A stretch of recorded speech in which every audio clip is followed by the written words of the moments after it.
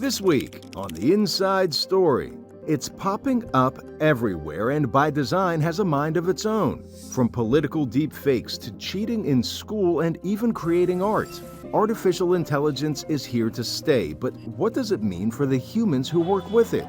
Now, on The Inside Story, AI, risks and rewards.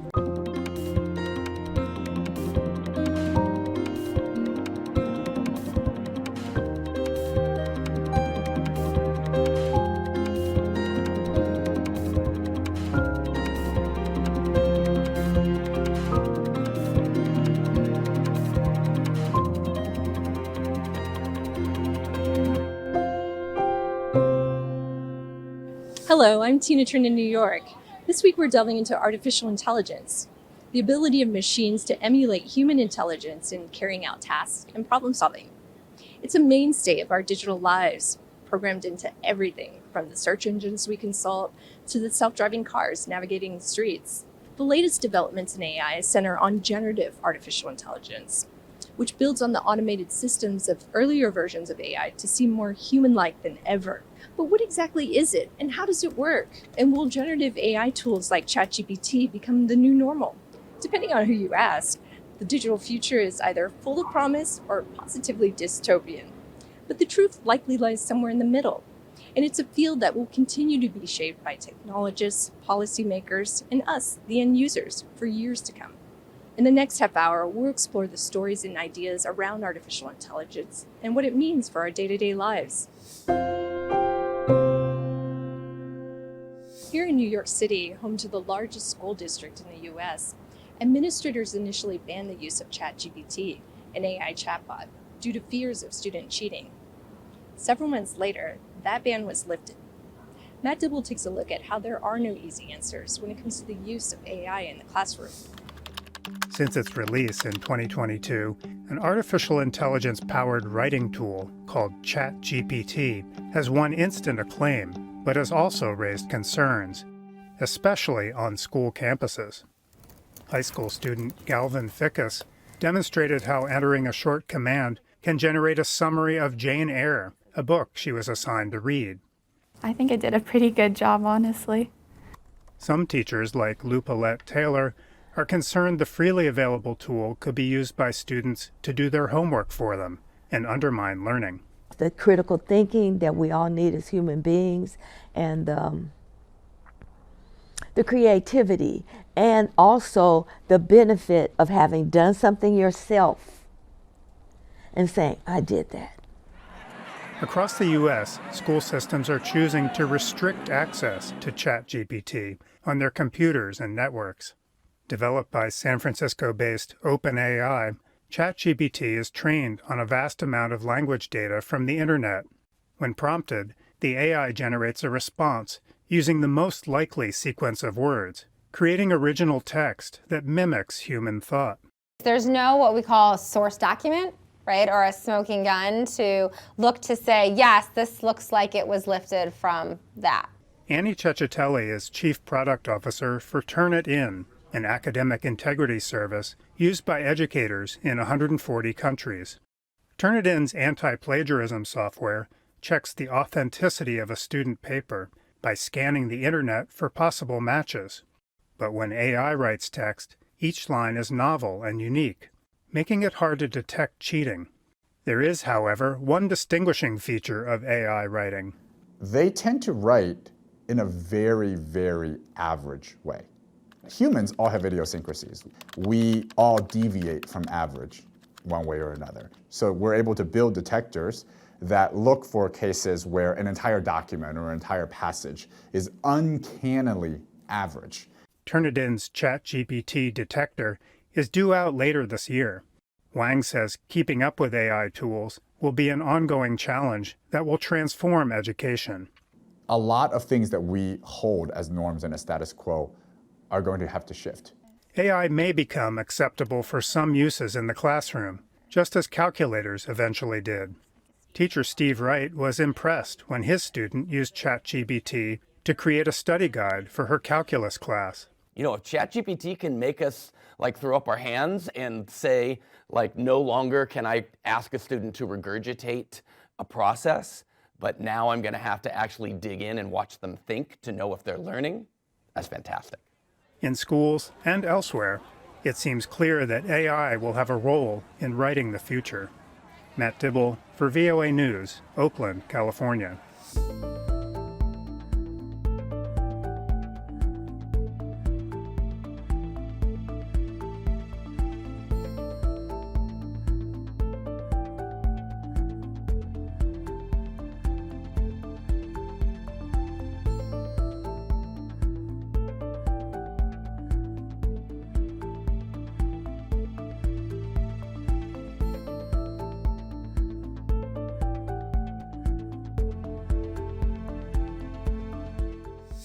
Education isn't the only field grappling with the implications of artificial intelligence. As reporter Dina Mitchell explores in the next segment, the latest AI is moving into the production studio, encroaching on the territory of musical artists. I'm scared. This ain't Drake. From the lyrics to the beat to the voices. A song posted by anonymous TikToker Ghostwriter977 sounded just like megastar musicians Drake and The Weeknd. Heart on My Sleeve, made with artificial intelligence, impressed fans, but had some in the music industry crying foul, and experts say it's not that hard to do. Once a computer has a sort of understanding of the patterns that underlie voice in general, you don't need necessarily a lot of data from The Weeknd to generate, sounds that sound like him. Universal Music Group, which represents both artists, released a statement emphasizing the need to protect artists' music. Many platforms removed the song. Experts say experiments like this with AI are just the beginning. The toothpaste is not going back in the tube. We have to learn how to best live with it. Wong teaches a class on music and AI. He is concerned at the speed in which AI is developing. What's at stake is how we communicate, how we work, how we govern. What's at stake is how we make art. Fiebring says the music industry will have to decide how to fight or use AI. Do they decide that it's the best way to make money is to start churning out AI songs that don't have much human involvement so they can pocket the sales of those and not pay artists? Since the release of Heart on My Sleeve, the musician Grimes launched an AI voice software, allowing others to create music with her voice, as long as they split the royalties 50%. Dina Mitchell for VOA News. Individual artists may choose to embrace or shun artificial intelligence as part of their creative process, but what role should companies play in the responsible development of these technologies? Julie Tabo takes a look at what the Biden administration is asking for from big tech. The companies have an obligation to make sure their technology is safe before releasing it to the public. Tech giants Amazon, Google, Meta, and Microsoft are among a group of 7 companies who promise to meet AI safeguards brokered by the White House. These commitments, which the companies will implement immediately, underscore 3 fundamental principles: safety, security, and trust. Some of the promised commitments are quite practical, says David Broniatowski, an associate professor in the School of Engineering and Applied Science at the George Washington University. For example, the implementation of watermarking technologies for generative large language models is very implementable. Watermarking is a sign or an indicator, in the same way that fact-checking may help people to make sense of news that they see online, or credibility ratings may help people to understand what URLs they're looking at, whether it's coming from a good source or a source that's maybe less credible. The 4 tech giants, along with ChatGPT maker OpenAI and startups Anthropic and Inflection, have committed to security testing carried out in part by independent experts to guard against major risks, such as in biosecurity and cybersecurity, the White House said. Big tech and smaller players will have to balance risk and innovation. We cannot leave the development of artificial intelligence solely to private sector actors. Anthropic's co-founder Jack Clark spoke at a recent UN Security Council meeting.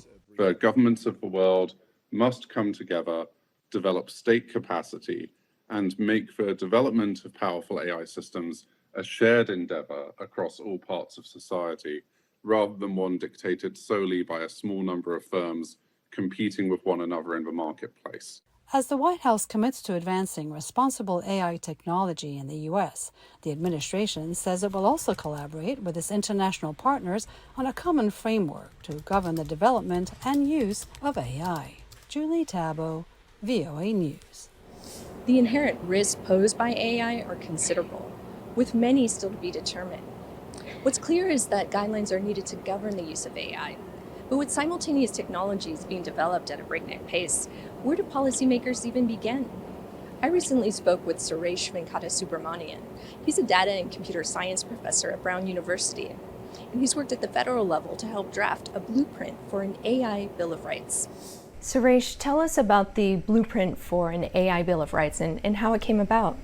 So the blueprint for an AI Bill of Rights is a collection of 5 principles to guide the design and development of automated systems so as to protect the American public, our civil rights, our civil liberties, our opportunities for advancement, and access to critical services that are provided to us by the government and other entities. So what we need are guardrails and protections. And what are some of these guardrails, the key tenets of this blueprint? So these systems should, number one, they should be safe. They shouldn't harm us, and effective. They should work as claimed. And this might come as a surprise, but a lot of times technology is deployed in a kind of let's try it and see what happens attitude, rather than let's make sure it works before we put it out there. Number two, we want systems that are unbiased. They should not discriminate against groups based on characteristics that are either protected under the law or are irrelevant to the task at hand. These systems should be prudent with our data. They should use our data sparingly. They should use it only for the task at hand, and they shouldn't be outselling our data to other vendors for who knows what purposes. Number four is that these systems should be transparent and explainable. We should know if automation is being used to make decisions about us, and based on what criteria such systems are coming to the conclusions. And finally, these systems should come with human consideration and fallback. And there should be ways we can get recourse from people when these systems fail. So on paper, it seems pretty common sense principles to adhere to. The language seems broad enough, though they could be interpreted in a variety of ways to varying degrees. So how can we ensure accountability here? So along with the blueprint, the document, which is much longer, has what we call a technical companion that sort of gives much more specific details on how to ensure safety, effectiveness. So for example, if we talk about making sure that algorithms do not discriminate, there's a number of things you can do. You look at your data, you look at disparities in your data, you see what kind of data you've collected from different people, you understand whether there might be hidden disparities, and you do all that kind of testing. Now, what this looks like for a medical diagnostic test will look very different to what it looks like, say, for giving someone a loan. But doing that test is the common element between these. How confident are you that these guidelines, that companies will actually adhere to them? We need new laws, for sure. We need the willingness and the ability to enforce existing laws on discrimination, on transparency. It's one of the few issues, tech regulation, I think, that garners bipartisan support, which is a rare thing in DC. But yes, at the same time, we've seen past failures to really enact any meaningful change. I mean, I think about social media and the proliferation of online misinformation and disinformation, and social media companies' failures to really get a handle on that. So can something as widespread and far-reaching as AI actually be regulated? So I think for AI, it's not as if we don't have solutions. We actually know what we need to do. And what we're waiting for is for Congress, the executive branch, the regulators, the legislators at states to just go ahead and do it. But we know a lot about what is likely to work well for AI. Just basic transparency guidelines, reporting, pre-deployment testing, testing for disparities. And the reason I know that'll work is because when journalists and civil society advocates have exposed problems with algorithms, it turns out that they used the same methodologies, the same assessment auditing methodologies that could have been used ahead of time before the system was deployed. And the people deploying would have discovered these problems before they deployed it. What do you see looking ahead as next steps, Suresh? We've already seen some other small bits of legislation proposed, for example, legislation that would have a chief AI officer in every department and agency within the United States government and so on. We're seeing a lot of states put out AI legislation proposals. Some of them are even passed. I think there's a tendency to look at the one silver bullet that will always solve these problems. I'm actually more encouraged by the fact that there's so many different activities happening, because it makes me confident that some of these will stick and that will slowly over time, going back to the point about culture, change our attitudes and culture around how we expect AI systems to be deployed. In the wrong hands, AI has the potential not only to harm individuals, but to destabilize government institutions. The upcoming US presidential election has some worried about the problematic rise of online myths and disinformation. This time, Dina Mitchell examines how political deepfake videos are further fueled by generative AI. Pope Francis did not really wear this designer Balenciaga coat, and former President Donald Trump was not photographed running from the police. These fake images were created with software using generative artificial intelligence. Deepfakes are already part of the 2024 US presidential campaign, with this video from Trump opponents showing him hugging former White House chief medical advisor Dr. Anthony Fauci, with whom he was often at odds during the COVID-19 pandemic. And widely published. The misinformation debunking show Verify determined that 3 of the images are fake. If you look more closely at the pictures, you can see more evidence they're AI generated. This one shows the 2 men standing in front of the White House decal in the press briefing room. But the decal, instead of saying White House, it says MeFap. Deepfakes in political advertising alarm the nonprofit consumer advocacy organization Public Citizen, where Lisa Gilbert is executive vice president. One of the things that artificial intelligence is able to do, particularly generative AI, is create easily deep fakes. So, video or audio that looks incredibly real, impossible to discern with the naked eye from a real video. Public Citizen asked the U.S. Federal Election Commission to make rules for campaign ads that use computer-generated images.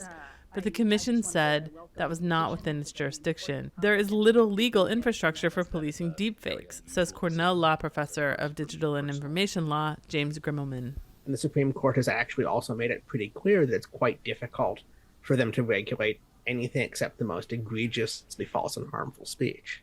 He expects the use of deepfakes in political campaigns will grow. And it'll be very hard to trace the specifics of who created them.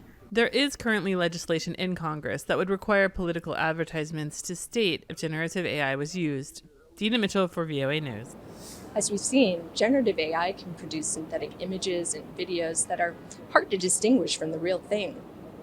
Content that can make its way to bigger and bigger screens, like the ones here in Times Square.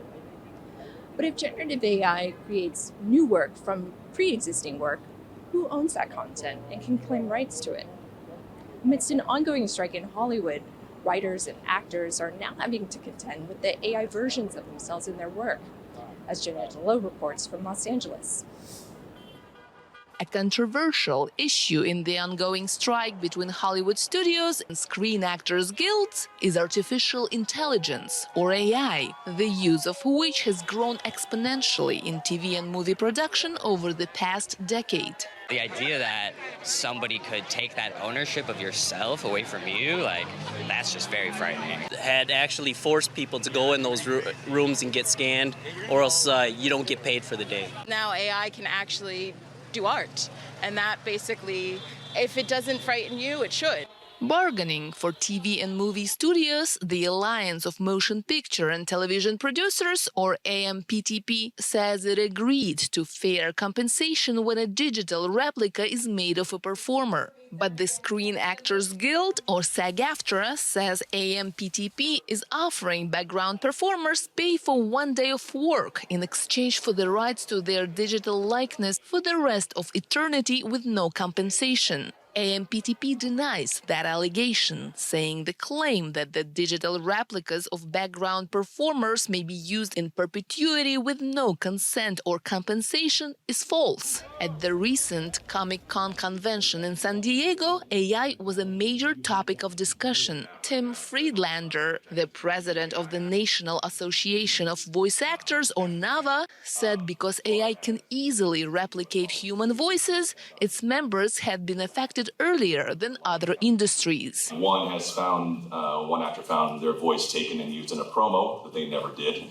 And another one worked for a company for 3 years, and for the 4th year, the company did not rehire them because they said, we have 3 years of your voice, we're just going to create an AI synthetic voice. American voice actress Cissy Jones says the most scary scenario for her if her voice was digitized and programmed to say things that she doesn't agree with. When it can be inflammatory content, whether it's racist, homophobic, NSFW, pornographic, right? Things that I would never say. Duncan Crabtree Ireland, National Executive Director of SAG-AFTRA, which is leading strike negotiations with AMPTP, worries that actors could unknowingly give studios consent to use their images or voices. This idea that you can just bury a sentence somewhere in a huge contract that says, I give you the rights to use my digital replica in perpetuity throughout the universe in any technology for any purpose, that's not good enough, especially when you are creating something new using that person's identity. SAG-AFTRA negotiator and actor Zeke Elton says there should be laws that ensure performers give consent and are compensated. So what it would ask for is that any content that comes out of an AI machine that is not a human person be marked as such. It's the very first step, so that when we're looking at advertising or when we're looking at art, we realize, is this a machine doing it or is this real human art? Genia Dulo for VOA News, San Diego. Not all AI is bad. As reporter Maxime Moskokov discovers, in some cases, the digital likenesses of people allow them and their memories to live on, even after they passed. Using artificial intelligence to allow people to stay in touch with a loved one that passed away is being offered by a few startup companies. The so-called resurrection relies on creating chatbots or virtual doubles based on a deceased person's social data, images, voice and text messages, emails, etc. Michael Young works for a company called Deep Brain AI that creates the AI doubles. So Maxim, let's say I want to create of you. Then we go to studio and we film you, and you read 300 to 500 sentences in front of a camera, and then we have that original video sources, and we do 1 month of machine learning. After 1 month of machine learning, we just create of your AI avatar, your digital twin of your avatar gonna talk. Here is founder and CEO of a company called Storyfile, Steven Smith, sharing some biographic details. In reality, it's not Smith, but his avatar. The real Smith says his company allows anyone to tell their life story. Think of it like a living photograph album that, we've all done this for, since the camera existed. What we're doing is using AI to support the person who, as an ancestor, passes down their memories as they would do in any other form. Associate Professor of Religion at Baylor University, Candy Ken, believes AI could serve as a good therapeutic tool that can help grieving people. Let's say you had a fight with your mom before she died, and so you are encouraged by your therapist to write a letter to your mom about the things you wish you had said instead, and the response you might have received from your mother in that situation. But the idea of digital resurrection is a complicated concept, both legally and ethically, says Irina Reiku, director of the Internet Ethics Program at Santa Clara University. In a way, this sense that we can somehow keep a tech version of loved ones alive strikes me as a weird kind of relative of embalming, that instead of embalming somebody's body and trying to keep them with us, we are trying to embalm their minds. As with most new technologies, there is a great potential here, and a great potential for abuse. Maxim Moskokov for VOA News, Washington. That's all for now. Stay up to date with all the news at voanews.com. Follow us on Instagram and Facebook at VOA News. You can find me on X at Tina Trin NYC, and catch up on past episodes on our free streaming service, VOA+. For all of those behind the scenes who brought you today's show, I'm Tina Trin. We'll see you next week on The Inside Story.